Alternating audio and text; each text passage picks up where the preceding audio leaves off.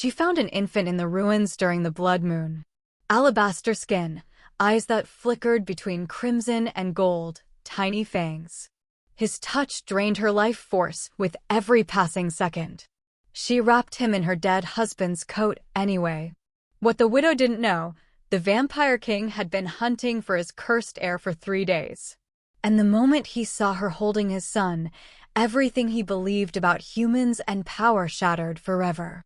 Wait. Before the story gets even crazier, smash that like button, subscribe, and drop a comment telling me where you're watching from and what part of the story has you locked in. I love seeing where everyone is tuning in from. The blood moon hung like a wound in the sky as Sheely counted her last 3 copper coins by candlelight. It was nearly midnight, and the crimson glow made everything in her crumbling cottage look dipped in blood. She should have been asleep hours ago, conserving energy for tomorrow's search for work. But sleep was a luxury Sheely couldn't afford. Not when these 3 coins were all that stood between her and starvation. Not when the village had stopped even pretending to see her. 3 months since Marcus died in the mine collapse. 3 months of doors closing in her face, of whispers following her through the market square, of being blamed for every drained animal found in the surrounding fields. The widow with the haunted eyes. The woman touched by bad luck. Better to avoid her before the darkness spreads. The candles flickered. Once, twice, then she heard it. A sound so unnatural it made her skin prickle with dread. A wail that seemed to pulse with the blood moon's rhythm, thin and desperate and wrong. It came from somewhere behind her cottage, from the direction of the ancient ruins where even the desperate didn't venture after dark. Sheely froze, her hand still gripping the copper coins. The cry came again, sharper this time, more insistent. Not quite animal, not quite human. Something caught between worlds. Every instinct screamed at her to bar the door and pray to gods she'd stopped believing in. The livestock deaths had been getting worse. Bodies found pale and withered in their pens, life drained from them like water from a cup. The village elders called it natural causes, but the way people clutched holy symbols when they spoke, the way mothers pulled their children inside before dusk, they knew better. The cry pierced the night again, weaker now. Fading. Sheely grabbed the lantern from beside her bed and pushed through the back door. The blood moon's light washed over her immediately, turning her threadbare dress the color of rust. She lifted the lantern high and moved toward the ruins, past the withered garden where nothing had grown since Marcus died, toward the crumbling stones that predated the kingdom itself. There. A bundle of fabric wedged between 2 fallen pillars, surrounded by a perfect circle of blackened ground.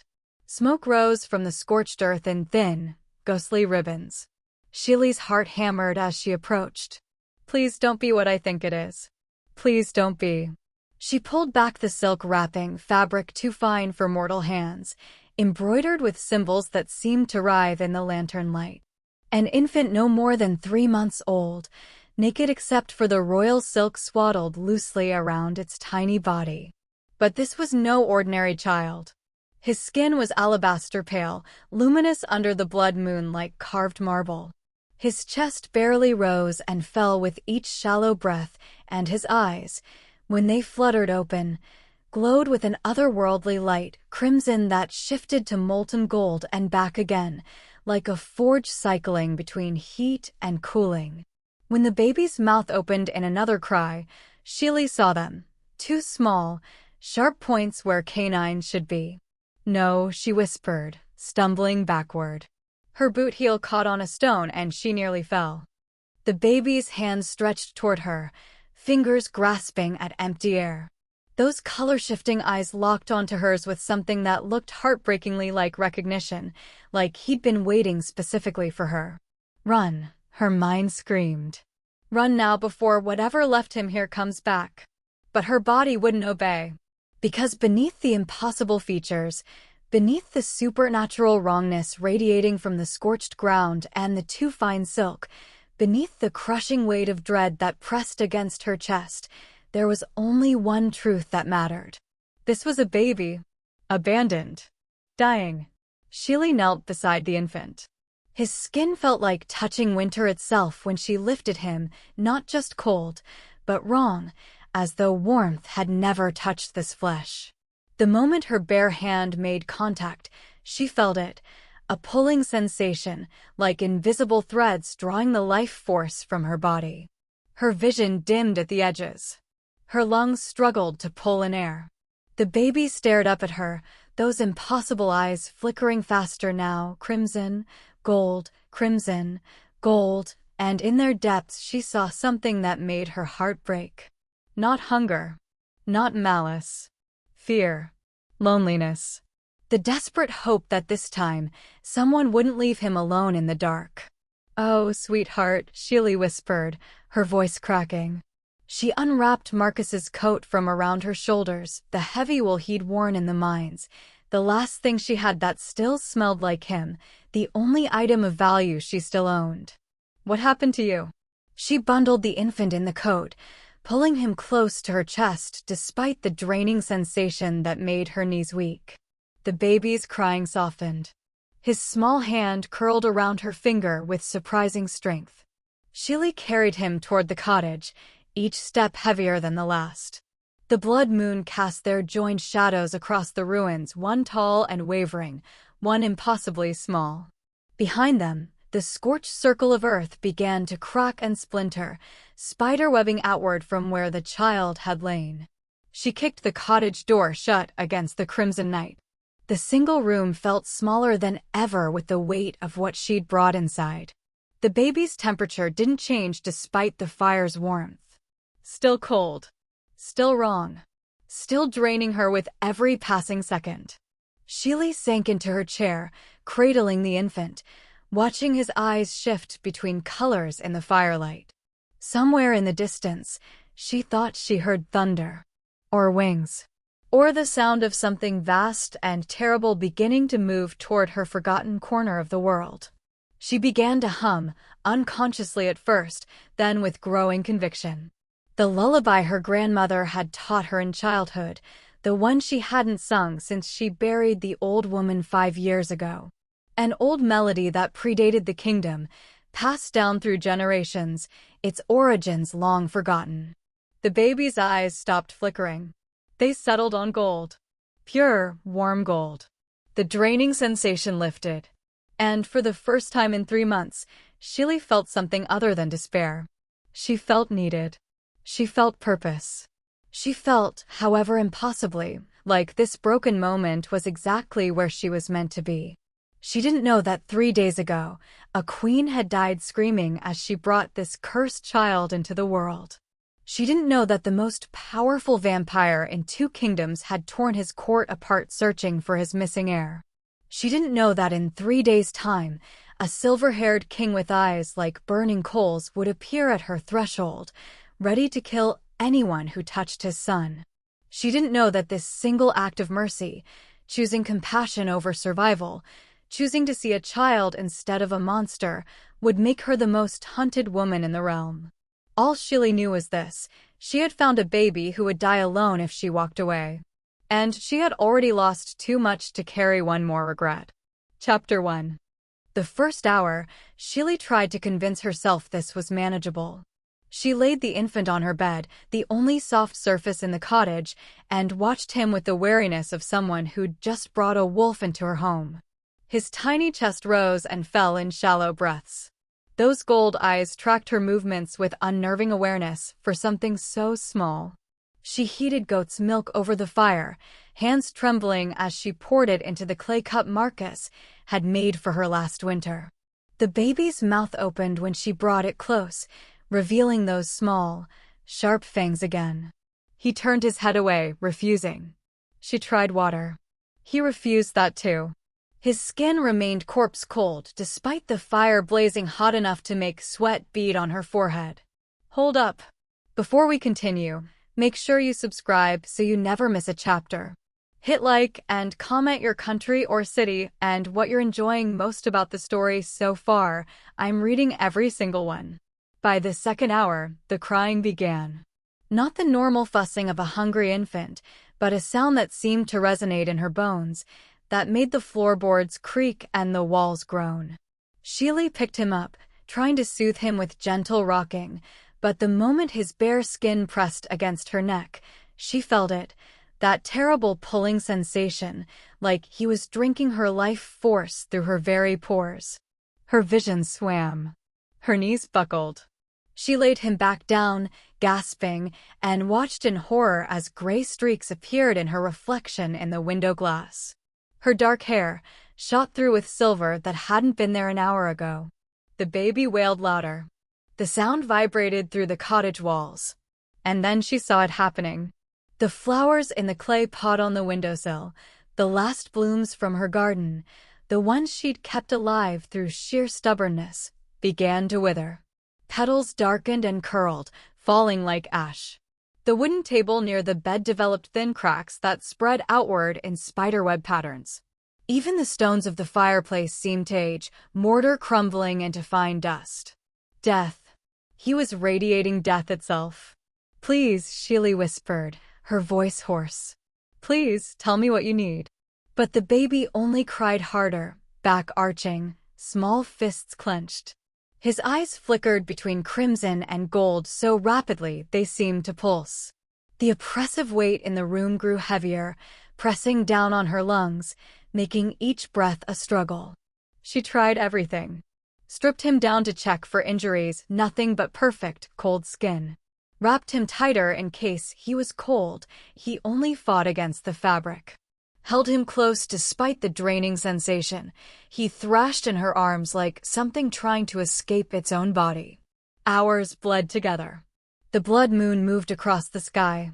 Sheely's exhaustion became a physical thing, dragging at her limbs, making her thoughts slow and thick. More gray appeared in her hair.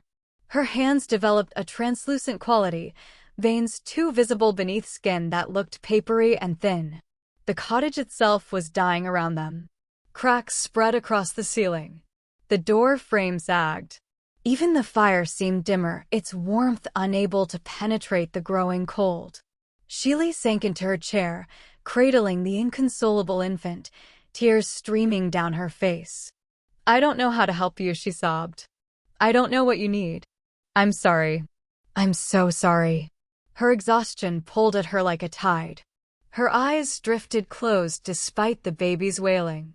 And in that space between waking and sleep, where desperation strips away conscious thought, she began to hum. The melody came unbidden, rising from some deep place in her memory. Her grandmother's lullaby. The old woman had sung it every night when Sheely was small, when her own mother had died and the world felt too large and frightening. She hadn't sung it since the day they buried her grandmother 5 years ago. The words felt rusty in her throat, half forgotten, but her body remembered the rhythm. "Sleep now, little starlight, sleep now, little flame." The baby's crying stuttered. Stopped. Sheely's eyes flew open. The infant stared up at her, those impossible eyes locked on her face. And as she continued singing, voice cracking, exhausted, barely more than a whisper, the crimson bled away from his irises. Gold flooded in, warm and soft, like sunlight through honey. "The darkness cannot touch you, I will speak your name." The oppressive weight in the room lifted. Sheely gasped, pulling in a full breath for the first time in hours. The pulling sensation stopped.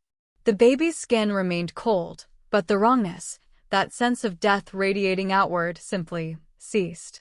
He watched her with those golden eyes, completely still now, completely focused. A small hand reached up and curled around her finger. Not draining, just holding. Sheely kept singing, terrified that if she stopped, the horror would return. Her voice strengthened as she worked through verses she didn't remember learning, words in a language she didn't quite recognize but understood nonetheless. The melody wrapped around them both like a protective circle. The baby's eyes slowly drifted closed. His breathing deepened and steadied. For the first time since she'd found him, he looked like what he was, an infant. Vulnerable. Peaceful. Small. Sheely didn't stop singing until dawn broke bloody and red through her window, washing away the blood moon's light. Only then did she allow herself to look around the cottage at the damage. the withered flowers, the cracked walls, the gray in her hair. Small prices, she told herself, for a night survived. She had no way of knowing this was only the beginning. Chapter 2. The first morning, Shili woke to find her reflection transformed.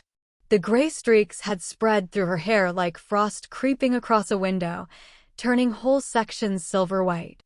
Her skin had taken on a translucent quality, pale enough that she could trace the blue networks of veins beneath the surface. When she pressed her fingers to her wrist, searching for her pulse, it felt faint and irregular, like a drum beaten by exhausted hands. Connor slept peacefully in her bed, wrapped in Marcus's coat.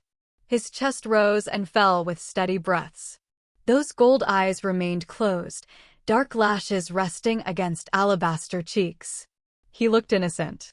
Perfect. Like any other sleeping infant. But outside her window, the vegetable garden had turned to ash. Every plant, every root, every blade of grass withered to nothing overnight. The ground itself looked scorched, cracked, and gray as if fire had swept through while she slept. By the second morning, Shili could barely lift the water bucket. Her arms trembled with the effort, muscles weak, as if she'd been bedridden for months. More gray had threaded through her hair.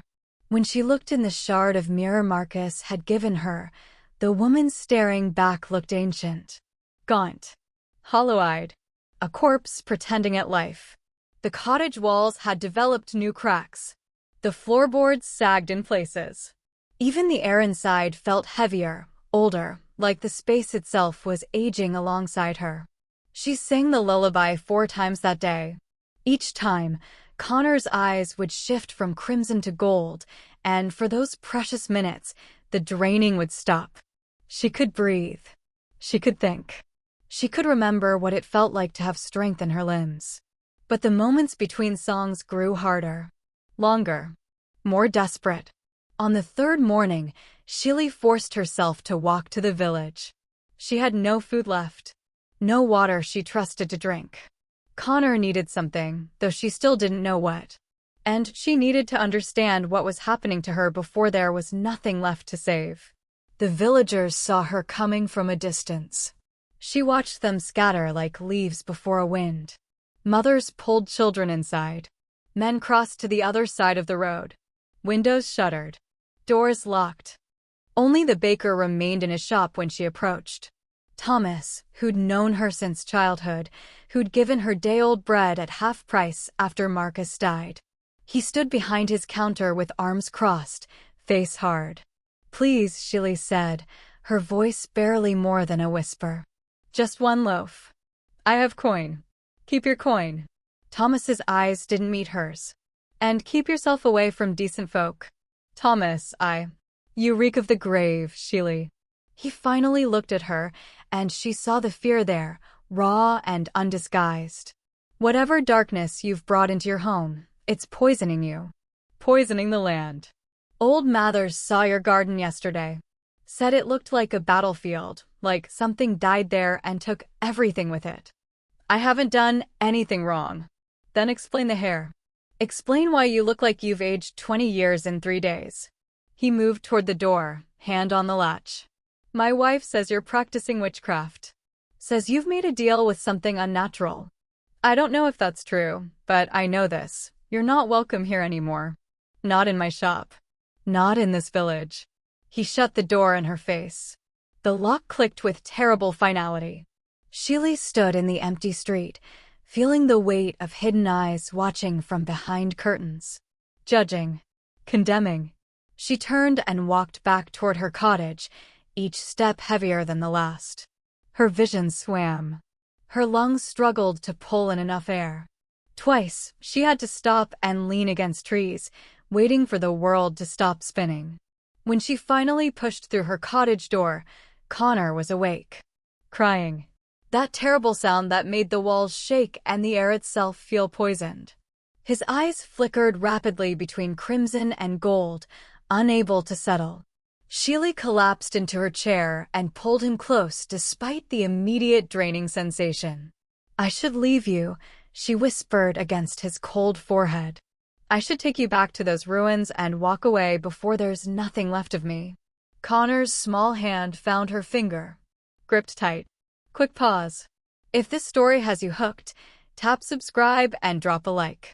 Then tell me in the comments where you're watching from and what moment grabbed you the most. Your comments help keep the story alive. She began the lullaby, voice cracking with exhaustion.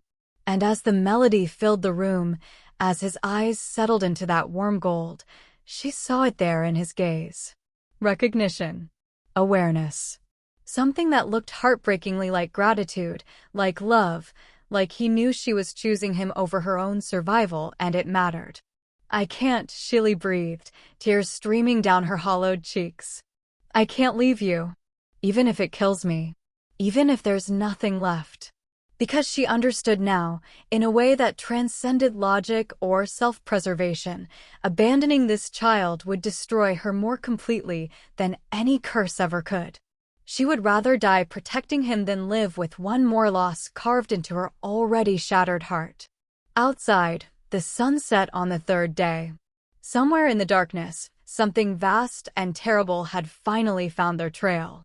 And it was coming fast. Chapter 3. The shadows moved wrong. Shili noticed it first in the corner of her vision, the darkness near the door pooling and shifting like liquid, defying the firelight that should have scattered it. She clutched Connor tighter, her weakened heart hammering against ribs that felt too prominent beneath her skin. The temperature plummeted. Her breath misted in the air. Frost spread across the window panes in intricate, impossible patterns. Then the shadows coalesced. He appeared as if he'd always been standing there, as if reality had simply forgotten to include him until this moment. Tall, unnaturally so, with silver-white hair that fell past his shoulders like a frozen waterfall. His face could have been carved from marble, beautiful and terrible in equal measure, all sharp angles and predatory grace. But it was his eyes that paralyzed her, burning red like coals in a forge, ancient and merciless, fixing on her with the focused intensity of a wolf spotting wounded prey. Vampire King Miller. Even in her isolated corner of the kingdom, Shili had heard the stories. The immortal ruler who'd united the vampire clans through blood and fire. The king who could tear through armies like wheat before a scythe. Give him to me. Each word fell like a stone into still water, rippling with power that made the cottage walls tremble. Outside, Shili heard movement. Footsteps that made no sound but displaced air in ways that raised every hair on her arms. Shadows flickered past the windows. 20, maybe more. Soldiers. Vampire soldiers surrounding her cottage, cutting off every escape. She was going to die here. Quick pause. If this story has you hooked, tap subscribe and drop a like. Then tell me in the comments where you're watching from and what moment grabbed you the most. Your comments help keep the story alive. But her arms tightened around Connor instinctively, drawing him closer to her chest. The infant stirred, making a small sound of protest, and Shili found her voice. No. The single word hung in the frozen air between them. Miller moved. One moment he stood by the door. The next, his hand was around Shili's throat, lifting her off her feet and slamming her against the wall with force that cracked the plaster. Connor tumbled from her arms onto the bed. Pain exploded through her skull. The room spun. You dare refuse me? Miller's face was inches from hers, those red eyes blazing with fury that could incinerate kingdoms. His fingers tightened around her windpipe, cutting off air. You steal my son and have the audacity to... He stopped. His grip loosened fractionally. Those burning eyes narrowed, scanning her face with sudden, sharp focus. His free hand reached up, fingers ghosting along her temple, through the gray-streaked hair. You're alive, he said, and for the first time, something other than rage colored his voice. Confusion. Disbelief. How are you alive? Shili gasped for air, hands clawing weakly at his wrist. I didn't steal. 3 days. Miller released her throat, but kept her pinned to the wall with one hand pressed to her shoulder. His gaze raked over her, taking in the translucent skin, the gray hair, the hollowed cheeks. You've had him for 3 days. No human survives 3 hours with my son. His own mother, his jaw clenched, a muscle jumping beneath pale skin. The queen lasted minutes. Minutes. And you? He trailed off, staring at her as if she were a puzzle written in a language he didn't know. Behind them, Connor began to cry, that terrible, resonating wail that made the air vibrate and the walls groan. Sheely felt it immediately, the draining sensation, her already depleted life force being pulled toward the infant like water circling a drain.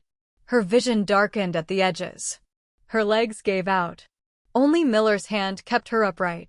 "Please," she whispered. "Let me the song he needs." "You should be dead." Miller's voice had gone quiet, which somehow felt more dangerous than his earlier rage. "You should be a corpse. A dried husk. There should be nothing left of you but bones and ash." His eyes bore into hers, searching for something. "What are you?" "Nobody," Sheely breathed. "I'm nobody. Just please." Connor's crying intensified. The floorboards beneath the bed began to splinter. Cracks spread across the ceiling. Even Miller seemed to feel it, his expression tightening as the oppressive weight of death magic filled the room. "He'll destroy himself at this rate," Miller said, but he didn't release her. "The curse feeds on life force. It killed 20 servants before we learned to keep everyone away. It killed his mother as she birthed him. And yet he shook his head slowly. "Impossible." Sheely's consciousness was slipping away, darkness creeping in from all sides. With the last of her strength, she pushed against his chest. "Let me help him. Please. Whatever you think I've done, whatever you believe, just let me sing." For 3 heartbeats, Miller didn't move. Those ancient eyes studied her, weighing, calculating. Connor's wailing reached a fever pitch. The cottage walls shuddered. Then, with sudden decision, Miller released her. Sheely collapsed, catching herself on the edge of the bed. Her hands found Connor's small body, pulled him close despite the draining sensation that made her want to scream. And through cracked lips and failing breath, she began the lullaby. The effect was instantaneous. Connor's crying stopped. His eyes shifted from crimson to gold. The oppressive weight lifted. And Vampire King Miller stood frozen, watching this dying human woman cradle his cursed son, singing a melody that should have been lost with his queen. His expression shifted into something far more dangerous than rage. Recognition. Chapter 4. "Where did you learn that song?" Miller's voice cut through the quiet like a blade. Connor had settled in Sheely's arms, breathing peacefully, eyes closed. But the Vampire King stood rigid, hands clenched at his sides, every line of his body coiled with tension that felt ready to explode into violence. Sheely looked up at him, confused through her exhaustion. "My grandmother." "Liar." The word cracked like a whip. Miller moved closer, looming over her. "That melody is known only to the royal bloodline. My wife sang it to our son in the womb. It was passed down through her family for generations, protected, sacred." "And you," his eyes blazed brighter, casting red light across her face. "You expect me to believe your grandmother taught you the Queen's lullaby? I don't know anything about queens." Sheely's voice shook. "My grandmother sang it to me when I was small. She said her mother taught her, and her mother before that. It's just an old song." "Just an old song," Miller repeated, his tone deadly soft. He crouched down, bringing himself to eye level with her. "The same melody my wife sang. The exact same words in a language that predates this kingdom. A song that died with her 3 days ago." His hand shot out, gripping her chin, forcing her to meet his gaze. "Tell me who sent you. Which rebel faction planted you here? How long have you been waiting for the opportunity to steal my heir?" "No one sent me." Sheely tried to pull away, but his grip was iron. "I found him in the ruins. He was alone, dying. The ruins behind this cottage." Miller's eyes narrowed. "How convenient. And you just happened to know the one song in existence that could calm his curse. You just happened to be the one human who could survive his touch." He released her chin only to grab her wrist, yanking it toward him. Look at yourself. You're dying. Any normal human would be dead already. But you're still here, still breathing, still singing my wife's song to my son. Tears streamed down Sheely's face. I don't know why I'm not dead. I don't know anything except I couldn't leave him alone. Please, you have to believe. I believe you're a spy. Miller stood, towering over her. A plant. Someone discovered the Queen's bloodline magic, somehow learned the lullaby, and trained you to use it. This whole charade, the poverty, the widowhood, the perfect timing, it's too convenient. My husband died in a mine collapse. Sheely's voice rose, desperate. 3 months ago. There are records. People who knew him. I'm not lying. Then explain the song. Miller's hand moved to the hilt of a blade at his waist. Explain how a poor human widow knows magic that should have died with my queen. Explain it, or I will assume you killed her to steal it. The accusation hit Sheely like a physical blow. I would never. Connor stirred in her arms, sensing her distress. His eyes fluttered open, flickering between gold and crimson. The air grew heavy. Cold. That oppressive weight of death magic began to press down on the room. No, sweetheart, it's all right. Sheely tried to soothe him, but her own fear bled through. Her hands trembled. Her voice cracked. Connor's eyes snapped fully red. He began to wail. The curse erupted outward like a shockwave. Sheely gasped as warmth flooded from her nose, blood streaming over her lips and down her chin. The floorboards beneath her splintered with sharp cracks that sounded like bones breaking. The walls groaned. Plaster rained from the ceiling. Outside, she heard shouts. Miller's soldiers, stumbling back from the cottage. Even through the windows she could see them staggering, hands pressed to their heads, faces twisted in pain. Quick pause. If this story has you hooked, tap subscribe and drop a like. Then tell me in the comments where you're watching from and what moment grabbed you the most. Your comments help keep the story alive. Miller himself went rigid, jaw clenched, but he didn't retreat. His eyes locked on his son with something that looked like anguish. Connor, stop. You'll kill her. Stop. But the infant only cried harder, back arching, small hands grasping at empty air. The draining sensation intensified. Sheely's vision blurred. Her lungs struggled to pull in air. She could feel her life force being ripped away, faster now, more violent than before. She was dying. Right now. In seconds, there would be nothing left. Without conscious thought, Sheely began to sing. The words came automatically, muscle memory overriding panic. Her voice was weak, broken, blood-stained, but the melody poured out of her like water from a cracked vessel. Sleep now, little starlight, sleep now, little flame. Connor's wailing stuttered. His eyes flickered. The darkness cannot touch you, I will speak your name. Crimson bled away to gold. The oppressive weight lifted. The draining stopped. Connor's small body relaxed, tension flowing out of him like sand through an hourglass. His hand found Sheely's finger, gripped tight, held on. The cottage fell silent except for her singing and the crackling of the dying fire. Sheely kept going, working through verses she didn't remember learning, her voice growing steadier as Connor's breathing deepened. She didn't dare look at Miller, didn't dare stop. All that mattered was the child in her arms and the melody that somehow kept death at bay. When she finally reached the end of the song, Connor's eyes had closed. He slept peacefully, face relaxed, looking for all the world like any ordinary infant. Sheely raised her gaze to Miller. The Vampire King stood utterly still, staring at his son with an expression she couldn't read. Pain, wonder, desperate, crushing hope. When he finally spoke, his voice had lost its edge, gone rough with something that might have been grief. He has never done that for me. Miller's hands hung at his sides, useless. Not once. I am his father. I am his king. And he has never stopped crying in my presence. Never calmed. Never. He trailed off, jaw working. He knows you love him, Sheely whispered. He can feel it. But the song, something about the song helps him control the curse. The song my wife sang. Miller's eyes finally met hers, and what she saw there made her breath catch. Not rage. Not suspicion. But a desperate, terrible need. You will tell me everything about your grandmother. Every detail. Where she came from. What she knew. Who her family was.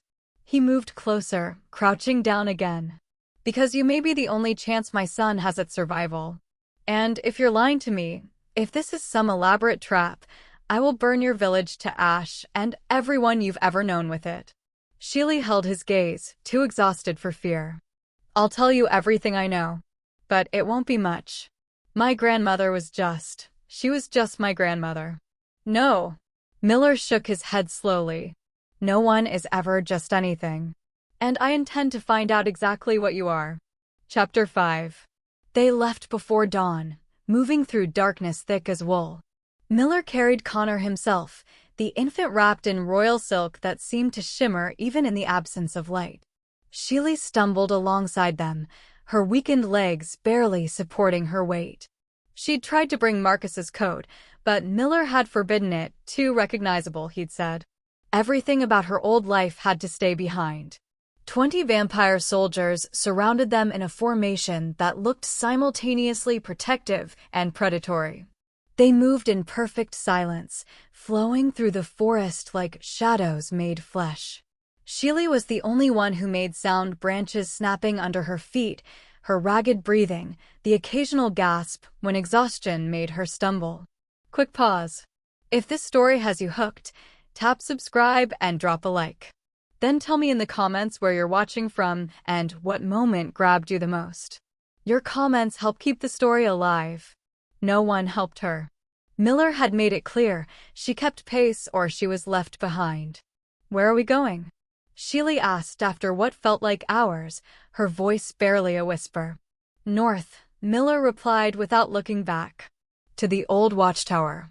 3 days ride at human pace. We'll make it by nightfall. 3 days. Sheely's legs nearly gave out. I can't. You will.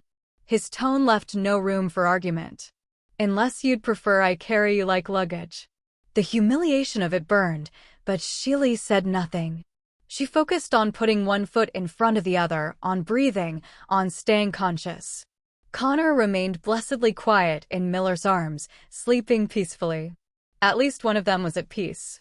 As gray dawn light filtered through the trees, one of the soldiers moved closer to Miller. Your Majesty, perhaps we should stop. The human keeps moving, Miller cut him off. But something in his voice had shifted, and after another mile, he called for a halt. Sheely collapsed against a tree trunk, legs shaking, vision swimming. She watched through half-closed eyes as Miller conferred with his soldiers, his voice too low for her to hear. Then he was standing over her, Connor still in his arms. Drink. He thrust a leather flask toward her. Sheely took it with trembling hands. Water. Clean and cold. She drank until he pulled it away. We cannot return to the castle, Miller said abruptly, his eyes fixed on the sleeping infant. Not yet. The court is unstable. Sheely's throat tightened. Because of the Queen. Because of everything. Miller's jaw clenched. My wife died 3 days ago. Screaming. The curse manifested the moment Connor drew breath. It drained her life force in seconds, left nothing but a husk. 20 servants tried to help. All dead within minutes. His voice remained flat, emotionless, but his hands tightened around his son. They call him corrupted. An abomination. Proof that our bloodline has been tainted. That's not true. Isn't it? Miller's eyes snapped to hers, burning with barely contained fury. He killed his mother. He's killed everyone who's touched him except you. Half my court is calling for his execution. They say a cursed heir will bring ruin to the kingdom. They say mercy would be a blade to his throat before the corruption spreads further. Sheely struggled to her feet, anger giving her strength she didn't know she still possessed. He's a baby. He didn't choose this curse. He's not evil, he's frightened and alone, and he doesn't understand what's happening to him. I know that. The words exploded from Miller with surprising violence. Connor stirred in his arms, making a small sound of distress. Immediately, Miller's voice softened. I know. But knowing doesn't change what he is. Doesn't change what he's capable of. He looked down at his son, and for the first time, Shili saw past the cold mask to the devastation beneath. I have torn my kingdom apart searching for him. Interrogated hundreds. Executed those who tried to hide him. And for what? So I could bring him back to a court that wants him dead. So, what will you do? Shili asked quietly. The watchtower. Miller started walking again, slower this time. It's protected by ancient wards, built during the last war between our species. No one can enter without permission. We'll be safe there while He trailed off. While you what? While I figure out how to keep my son alive. The admission seemed to cost him. And how to prove to my court that he's worth saving. They walked in silence for a long time. The soldiers maintained their perimeter, but Shili noticed they kept their distance from Connor, their expressions carefully neutral. Fear and duty, she realized. They followed their king, but feared his heir. You loved her, Shili said eventually. The queen. Miller's stride didn't falter. I married her to unite two vampire houses. Love was irrelevant. That's not what I asked. He was quiet for so long Shili thought he wouldn't answer. Then, she was the strongest person I've ever known. When the curse manifested, when she realized what was happening, her last words were not begging for help or cursing our son. She sang to him. That lullaby. She used her dying breath to try to calm him, to let him know he was loved even as he killed her. His voice cracked almost imperceptibly. So yes, I loved her. And he took her from me. He didn't mean to. I know. Miller's eyes remained fixed ahead. That's what makes it unbearable. Shili understood then. The rage. The desperation. The impossible position of loving a child who had killed the woman you loved. Of being a king who couldn't protect either his wife or his heir. The watchtower, she said. When we get there, I'll need to sing to him. Multiple times a day. The curse grows stronger when he's distressed. I know. Miller glanced at her, something that might have been gratitude flickering in his eyes. That's why you're still alive. It wasn't a declaration of trust. It wasn't even kindness. But it was acknowledgement.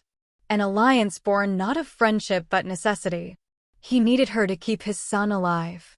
She needed his protection to avoid whatever fate awaited cursed children in this kingdom.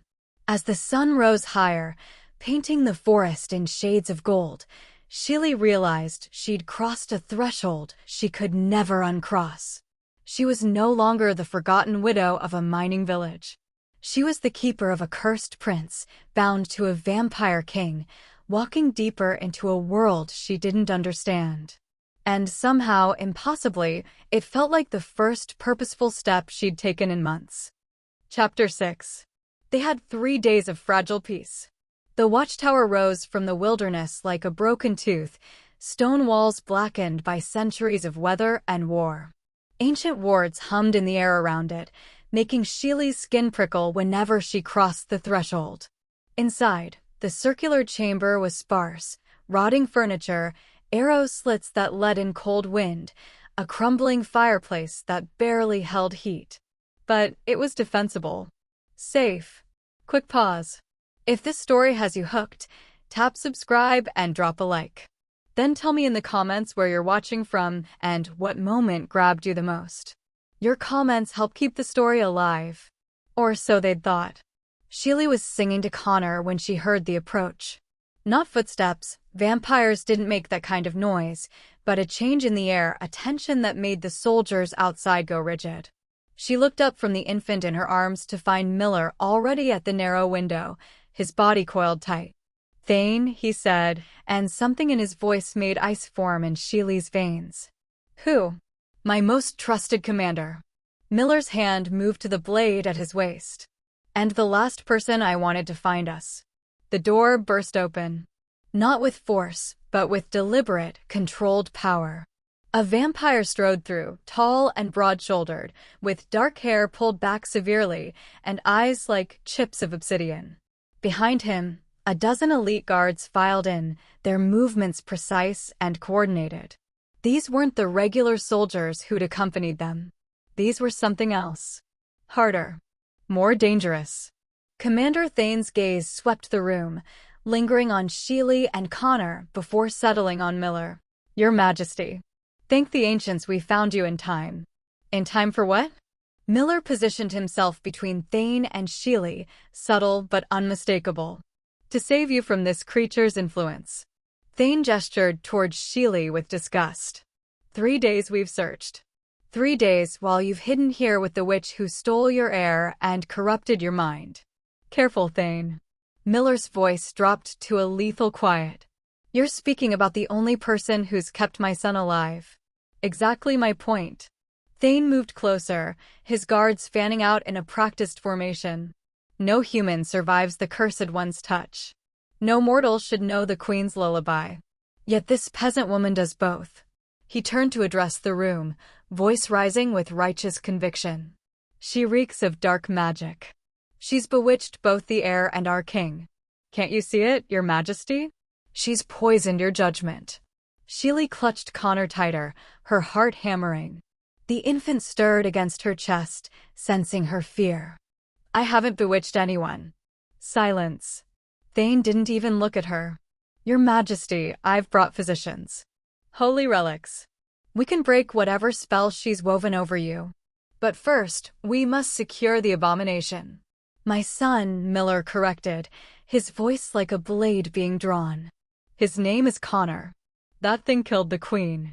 Thane's mask of concern slipped, revealing something uglier beneath. It's killed 23 servants. It will kill again. The curse proves what we've feared for generations, that mixing with weaker bloodlines corrupts our power. The Queen's family was never pure enough. And now we have this mistake as evidence. You will not speak of my wife that way. I speak truth. Thane's voice cracked like thunder. Half the court agrees with me. The pure blood faction grows stronger every day. They sent me to retrieve you because they trust me. They know I'll do what's necessary. He stepped forward, hand extended. Give me the woman and the cursed child. Let me end this threat before it destroys our kingdom. You can return to the castle, claim the witch manipulated you, and we'll find you a proper heir with a proper queen. No. The single word dropped into sudden silence. Thane's expression hardened. Your Majesty, you're not thinking clearly. I said no. Miller drew his blade. You will not touch my son. You will not touch Sheely. And you will leave this tower immediately, or I will execute you for treason. Treason? Thane laughed, but there was no humor in it. I'm trying to save the kingdom. You're the one who's lost perspective. You're so desperate to save this cursed thing that you'd protect a witch and abandon your duty to your people. He turned to his guards. Our king has been compromised. For the good of the realm, I'm invoking the ancient right of intervention. The guards drew their weapons. Miller's soldiers outside the tower reacted instantly, rushing toward the entrance. But Thane's elite guards were faster, stronger. The watchtower's narrow doorway became a choke point of violence, bodies slamming together, blades flashing, inhuman snarls echoing off stone walls. You're insane, Miller breathed, facing down his former commander. You're starting a civil war. I'm ending a dynasty that's already dead. Thane's blade sang as he drew it. Any king who would sacrifice his kingdom for a cursed infant has forfeited his crown. The pure blood faction will choose a new ruler. Someone who understands that mercy toward weakness is just another form of suicide. Commander Thane believes Connor should die. Sheely's voice cut through the chaos, high and clear. She stood, still holding the infant.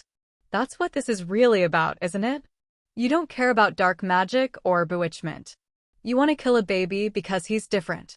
Thane's eyes locked on her for the first time, and what she saw there made her blood run cold. Not rage. Not fear. Just cold, absolute certainty. He's not a baby. He's a curse given form. a blight on our bloodline.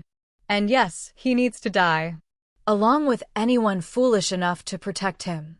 Connor began to cry. The oppressive weight of death magic filled the room immediately. Several of Thane's guards staggered, gasping. Even Thane himself grimaced, his hand moving to his temple. Quick pause. If this story has you hooked, tap subscribe and drop a like. Then tell me in the comments where you're watching from and what moment grabbed you the most. Your comments help keep the story alive. See, he snarled. See what it does?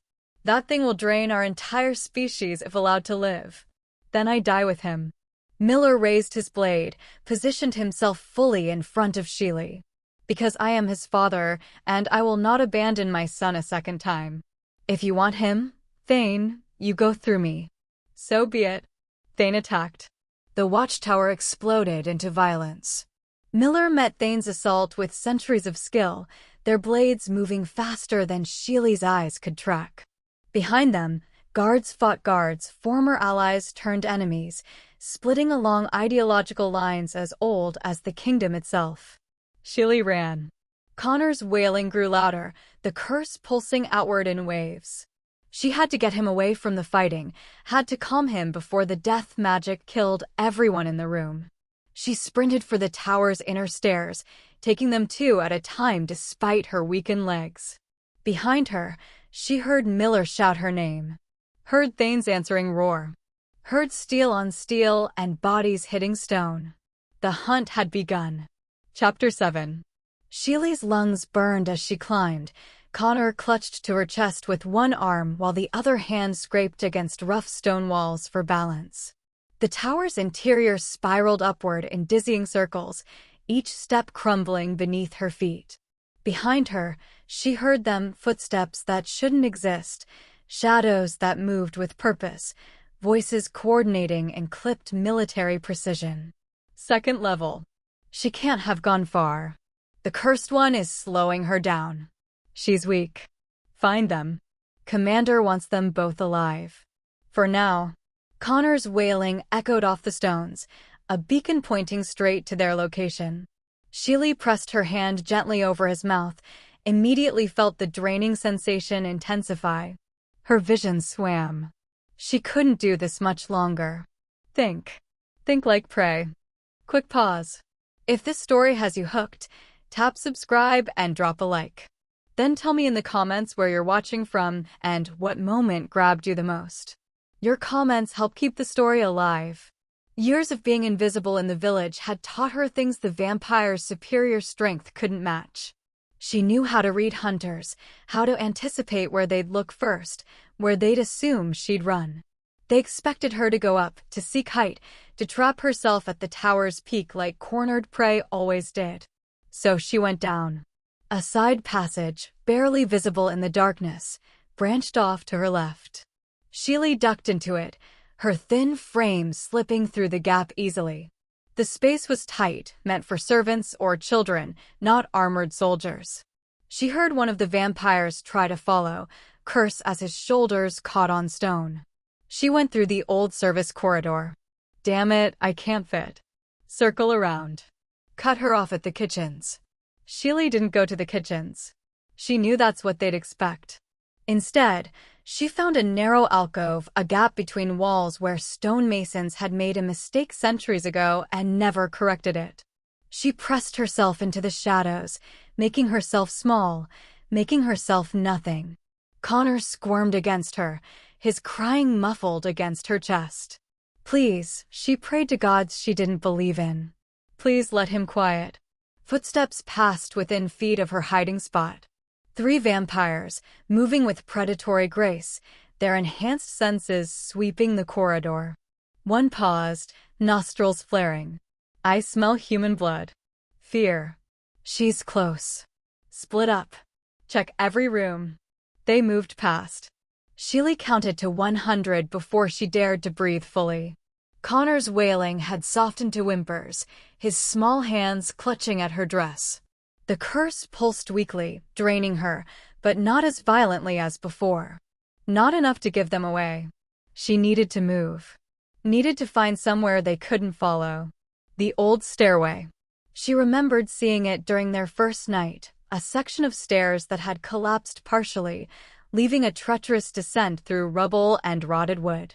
Vampires were fast, strong, but they were also heavy. That stairway wouldn't hold their weight. Sheely crept through the darkness, navigating by touch and memory. Her bare feet made no sound on the stone. Every skill she'd learned from being unwanted, unseen, unwelcome, they all came flooding back now. How to move through a room without drawing eyes. How to exist in spaces people didn't notice. How to survive by being forgettable. She found the collapsed stairway. The gap yawned before her, a 5-foot drop to the next intact section. Sheely didn't hesitate. She jumped, landing hard on weakened boards that groaned but held. Connor's renewed crying echoed in the confined space. Above her, she heard shouts. There! The stairway. A vampire appeared at the gap, hesitated. It won't hold. The wood's rotten. Then find another way down. Sheely didn't wait to hear more. She scrambled down the damaged stairs, testing each step before putting her full weight down. Behind her, she heard the grinding crack of stone. One of the vampires had tried to jump anyway. The entire section gave way, crashing down in an avalanche of debris that filled the stairwell with choking dust. That would buy her minutes. Maybe. She kept descending, going deeper into the tower's foundation than she'd explored before. The air grew colder, damper. Ancient smells filled her nostrils, old incense, rotted fabric, something that might have been flowers centuries ago. Then she saw it. A door, half hidden behind debris, with markings carved into its surface. Religious symbols. A cross. Protective wards that predated even the tower itself. The chapel. Sheely had heard the soldiers mention it in whispers during their journey. An old sanctuary, abandoned when the tower fell into disuse. Vampires avoided it, not because they burst into flames like village tales suggested, but because of old superstitions, old memories of when such places held real power over them. She pushed through the door. The chapel was small, circular, with a collapsed ceiling that let moonlight stream through in silver shafts. Rotted pews lined the walls. An altar stood at the far end, empty except for dust and cobwebs. But the air felt different here. Heavier. Like the space itself remembered its purpose. Sheely collapsed against the altar, her legs finally giving out. Connor's crying had reached a fever pitch, his curse surging outward in desperate waves. She could feel it killing her, draining everything she had left. Her nose bled freely. Her hands shook. The gray in her hair had spread so thoroughly she barely recognized herself in the reflection of a tarnished silver plate left on the altar. "Hush, sweetheart," she whispered, though her voice came out barely audible. "We're safe now. We're—" The chapel door burst open. Not Thane's soldiers. Just one vampire, younger than the others, his face twisted with zealous determination. Found them. They're in the chapel. He started forward, then hesitated at the threshold. His hand reached out, touched the air just inside the doorway, and pulled back as if burned. "I can't, there's something." Then drag them out. Another voice, closer now. The young vampire gritted his teeth and forced himself through the entrance. Whatever protection the chapel offered, it wasn't absolute. He could enter. Just painfully. Quick pause. If this story has you hooked, tap subscribe and drop a like. Then tell me in the comments where you're watching from and what moment grabbed you the most. Your comments help keep the story alive. Sheely had nowhere left to run. No strength left to fight. She clutched Connor to her chest and pressed her back against the altar, watching the vampire approach with the slow, certain stride of a predator who knew its prey was cornered. "Commander Thane wants the witch alive," the vampire said, drawing a blade. "But the cursed one? That's another matter. Maybe if I bring just the boy's head, prove the threat is ended, the commander will show mercy to you." He raised his blade. And Sheely, who had spent 3 months learning how to give up, who had convinced herself she had nothing left to lose, discovered one final truth. She would die before she let anyone hurt this child. She threw herself forward, weaponless and dying, directly into the path of his descending blade. Chapter 8. The chapel door exploded inward with a sound like breaking bones. Sheely pressed herself against the cold stone wall. Connor clutched to her chest, his small body trembling in the threadbare fabric of her shawl. The ancient pews offered no real shelter. She'd known that from the moment she'd stumbled through the chapel's threshold. But desperation didn't deal in logic, only in borrowed seconds and futile prayers. Commander Thane stepped through the splintered doorway, his armor gleaming dully in the moonlight that filtered through the broken stained glass. His face held no anger, no rage, only the calm certainty of a man who believed absolutely in the righteousness of his actions. "It ends here, human." His voice echoed off the vaulted ceiling. "You've prolonged the inevitable long enough." Sheely's legs screamed at her to run, but there was nowhere left to go. The chapel was a dead end, and she'd known it when she'd chosen this hiding place. Perhaps some part of her had always known it would end like this, cornered, exhausted, with only her body between Connor and the blade. "Please." The word scraped raw from her throat. "He's just a baby. He's an abomination." Thane drew his sword, the steel singing a note of finality. "The curse that killed our queen flows through his veins. Every moment he lives, he spreads corruption. I do this as mercy for him, for the kingdom, for all of us." He moved toward them with measured steps, boots clicking against the stone floor. Connor whimpered against Sheely's shoulder, and she felt the familiar pull of his curse, that terrible draining sensation that had grown weaker over the past 3 days, but never fully disappeared. Her vision blurred at the edges, gray creeping in from the periphery. Quick pause. If this story has you hooked, tap subscribe and drop a like. Then tell me in the comments where you're watching from and what moment grabbed you the most. Your comments help keep the story alive.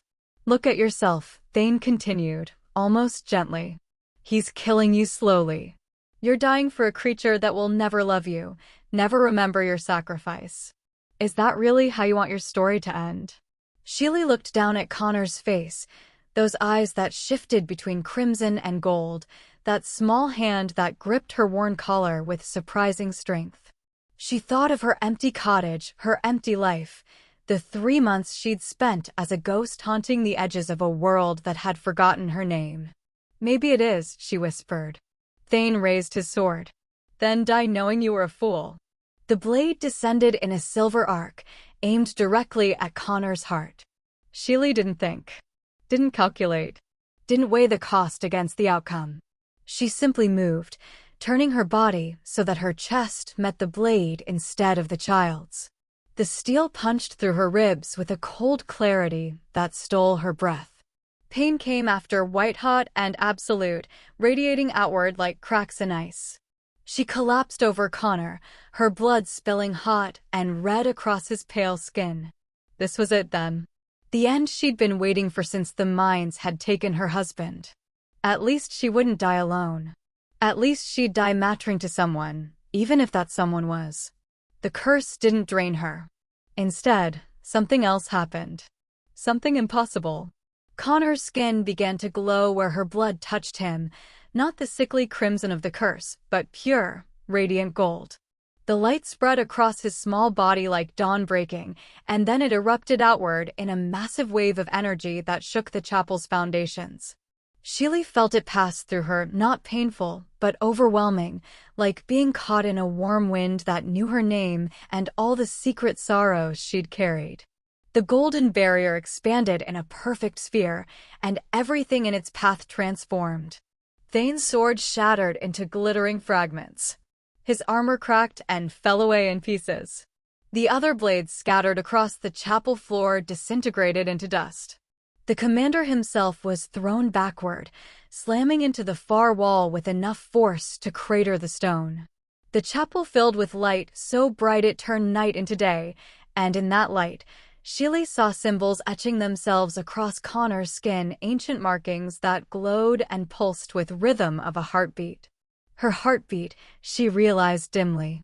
Her blood had awakened something in him, something that had been waiting for this exact moment. Miller burst through the doorway just as the light began to fade. His red eyes went wide, first at Sheely bleeding out on the chapel floor, then at his son surrounded by a sphere of golden energy that hummed with protective power, and finally at the symbols on Connor's skin. Symbols Miller recognized from the oldest texts in his library, from legends he'd thought were nothing more than propaganda. The Lightbringer mark. The proof of a bloodline extinct for 4 centuries. Impossible, he breathed, dropping to his knees beside Sheely. The Lightbringers were wiped out in the purge. There were no survivors. Sheely tried to speak, but blood bubbled at her lips instead of words. Connor's golden barrier pulsed stronger, responding to her failing heartbeat with desperate intensity. The infant's wail pierced the air, not the death curse wail that had haunted her cottage, but something different. A plea. A refusal. Miller's hands hovered over the wound in her chest, and for the first time since she'd met him, the Vampire King looked genuinely afraid. "You're the key," he said, his voice cracking. "You've always been the key. The curse didn't kill my queen because of corruption. It killed her because the balance was broken. Because we destroyed your people and thought we could survive alone." The light around Connor flared brighter, and Sheely felt herself slipping away into that golden warmth. Strange, she thought distantly, that dying should feel so much like coming home. That after 26 years of being no one, her blood would be the thing that mattered most. Through dimming vision, she watched Miller make his choice. Watched him tear open his own wrist and press it to her lips. Watched the world fade to gold and crimson and something entirely new. Chapter 9. The taste of copper and starlight flooded Sheely's mouth as Miller's blood touched her lips. For a moment, she existed in a space between death and something else entirely, suspended in darkness that pulsed with ancient power. Then sensation returned in an overwhelming rush, her heart slamming against her ribs, air burning in her lungs, the wound in her chest knitting itself together with a sensation like ice and fire braided into one. She gasped, eyes flying open to find Miller's face inches from her own, his expression raw with something between relief and terror. His wrist still bled where he'd torn it open, crimson drops falling to the chapel floor and sizzling against the stone. "Breathe," he commanded, though his voice shook. "Just breathe." Sheely obeyed, each breath easier than the last. The pain receded, replaced by a strange awareness. She could feel Miller's heartbeat as if it were her own, could sense his emotions bleeding through some invisible thread that now connected them. Fear. Hope. And underneath it all, a bone-deep exhaustion that came from carrying the weight of a kingdom alone for far too long. "What did you do?" she whispered. "Something forbidden." Miller pulled back, examining her with clinical intensity even as his hands trembled. "I've bound our life forces. Your survival is now tied to mine and mine to yours. It's an ancient ritual, one that hasn't been performed in centuries. One that is punishable by death in my court." "Then why?" "Because my queen tried to tell me, in her final moments, that I had become exactly what we once fought against." His jaw tightened. "She said power without compassion is just another form of death."